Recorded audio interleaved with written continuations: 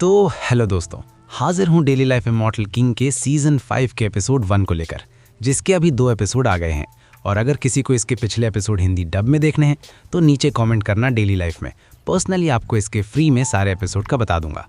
तो चलिए इस नए एपिसोड को स्टार्ट करते हैं। तो कहानी की शुरुआत में हमें वोंग की बहन और उसके साथ कोई लड़का दिखाया जाता है जो दोनों को तबाह कर रहे थे। तभी उनको रोकने के लिए वहाँ का सिटी लॉर्ड आ जाता है और ये नज़ारा देखकर पूरा हैरान कि अरे बाप रे, ये छोटी लड़की तो डेमन किंग निकली। तभी वहाँ हमारे हीरो और फ्रॉगी की एंट्री होती है, जो देखकर सिटी लॉर्ड बोलता है, मास्टर आप आ गए।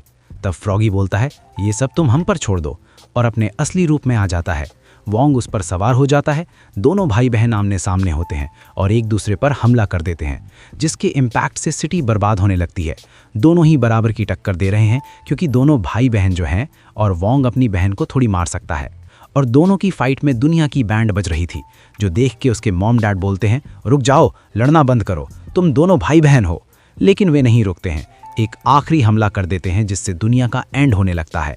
और उसके मॉम डैड आखिरी पलों को साथ बिताते हुए बोलते हैं, ओ हनी, मैं तुमसे बहुत प्यार करता हूँ। जो सुन के मॉम बोलती हैं, हाँ मैं भी, अब जिएंगे तो साथ, मरेंगे तो साथ। तभी उनकी आंखें खुलती हैं और उनको पता चलता है कि अरे वो तो बस एक सपना देख रही थी।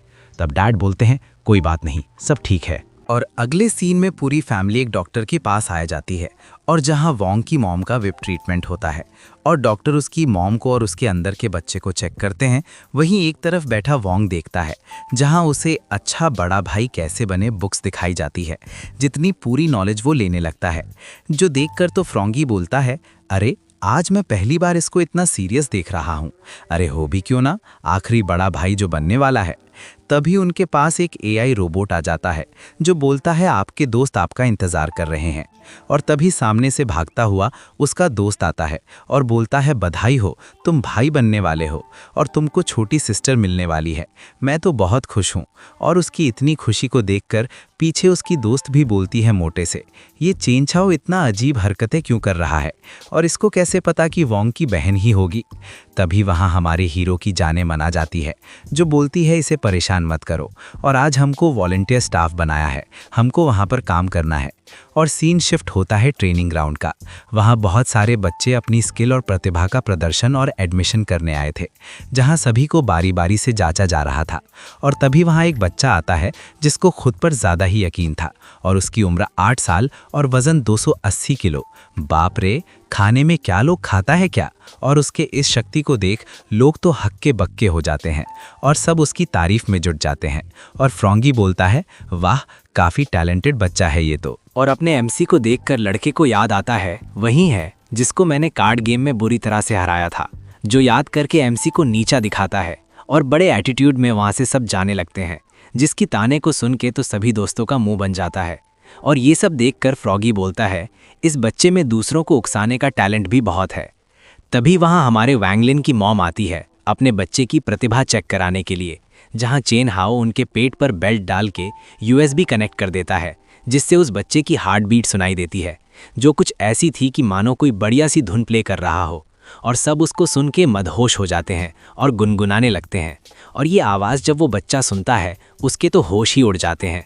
और कहीं ऊपर से 2 लोग इन सबको गौर से देख रहे थे, जिनका इरादा यही था कि वे टैलेंटेड बच्चे को किडनैप करके ले जाएं।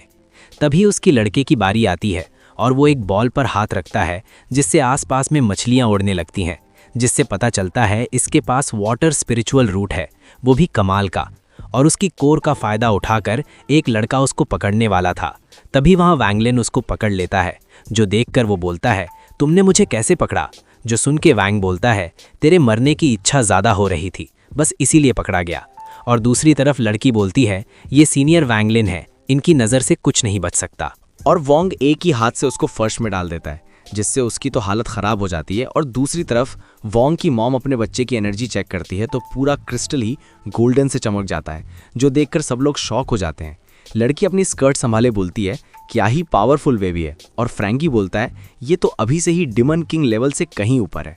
जो सब होता देख वोंग उन सब की मेमोरी डिलीट कर देता भाई, कुछ समय पहले की सिवाय उस लड़की के, क्योंकि वोंग से उसने वादा लिया था कि वो उसकी मेमोरी डिलीट नहीं करेगा कभी। जो देखकर लड़की खुश हो जाती है और इसी का फ़ायदा उठाकर वो लड़का भाग जाता है, जिसका पीछे वोंग लीन अपने स्वॉर्ड को भेजता है कि पीछा करके पूरे हेडक्वार्टर को ही ख़त्म कर दो। और अगले सीन में दोनों भागते हुए जा रहे थे, जहाँ ऊपर बैठा बच्चा बोलता है, मैंने तो हीलिंग मैजिक किया पर मैं हिल क्यों नहीं हो रहा हूँ, ये कैसी चोट है। अब इसको क्या पता ये स्वम काल के द्वारा दी गई चोट है, ऐसे कैसे ठीक हो जाएगी। और प्लान बनाते हैं कि हमको बस उस लेडी के होने वाले बच्चे को कब्जे में करना है, जल्दी से अपने अड्डे पर चलो। तभी उनका पीछा करते हुए स्वॉर्ड आ जाती है और केव पर एक हमला कर देता है, जो हमला किसी न्यूक्लियर जैसा था। और उन लोगों का तो लगता है राम नाम सत्य हो गया। और सीन शिफ्ट होता है जहां बाहर वही माँ बेटे उदास बैठे हुए थे, जो देखकर दोनों उनके पास जाते हैं। जो देखकर लड़का बोलता है, क्या तुम भी मेरा मजाक बनाने आए हो, तो बना लो। और उदास हो जाता है कि मैंने अच्छा रिजल्ट नहीं दिया आज। जो देखकर हमारी हीरोइन आगे बढ़ती है और उससे एक सिटी लॉर्ड की स्टैचू देती है, जो उस बच्चे के लिए रोल मॉडल था। जो देखकर बच्चा थोड़ा ठीक हो जाता है और भागते हुए बोलता है, तुम लोगों का शुक्रिया, मैं बुरी मेहनत करूंगा अच्छा मार्शल आर्टिस्ट बनने की। तब लड़की बोलती है, हाँ ज़रूर, एक दिन तुम बन जाओगे। तो दोस्तों इसी के साथ इस एपिसोड का एंड होता है। नेक्स्ट एपिसोड के लिए थोड़ा सपोर्ट, और किसी को पिछले एपिसोड हिंदी में देखते हैं बढ़िया क्वालिटी में, तो कमेंट में डेली लाइफ के देना।